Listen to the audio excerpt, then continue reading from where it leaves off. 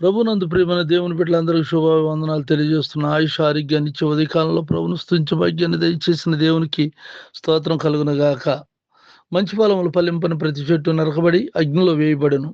మత్తయి సువార్త 7:19 ప్రార్థన. కృపగలిగిన మా తండ్రి, దయగలిగిన ప్రభా, నీకు వందనాలు నాయన.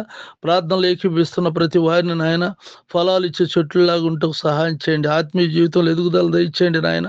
అంతేకాదు రక్షణ లేని వారికి రక్షణ దయచేయండి ప్రభా, లేకపోతే నరకబడి అగ్నిలో వేయబడతారని నాయన వాక్యం సెలవిస్తూ ఉంది. కనుక నిత్య జీవానికి వారసులుగా చేయండి నా తండ్రి. అనారోగ్యంలో ఉన్న వారికి ఆరోగ్యం దయచేయండి నాయన. సంతానం లేని వారికి సంతానం దయచేయండి. నీ బిడ్డలు ఇంట్లో నుండి బయటకు వెళ్తున్న, బయట నుండి ఇంటికి వస్తున్న కాపుదల భద్రతలు ఉంచు. వారు చేస్తున్న వ్యాపారం, వ్యవసాయం అన్నింటిలో నువ్వు తోడుగుండి సహాయం చేయండి. నా తోడు సేవకులైనటువంటి వారికి కూడా నువ్వు తోడుగా ఉండండి. వారు చేస్తున్న పరిచర్యలను దీవించండి. నిత్యం నీ సన్నిధి ఉంచమని, మేలుతో నిమ్మని. ఇదిగో నాయన, ఆ ఉద్యోగాలు లేని వారికి ఉద్యోగాలు ఇవ్వండి. ఇంకా ఎవరైతే ఆర్థిక సమస్యలతో బాధపడుతున్నారో ఆ సమస్యలను తెచ్చండి.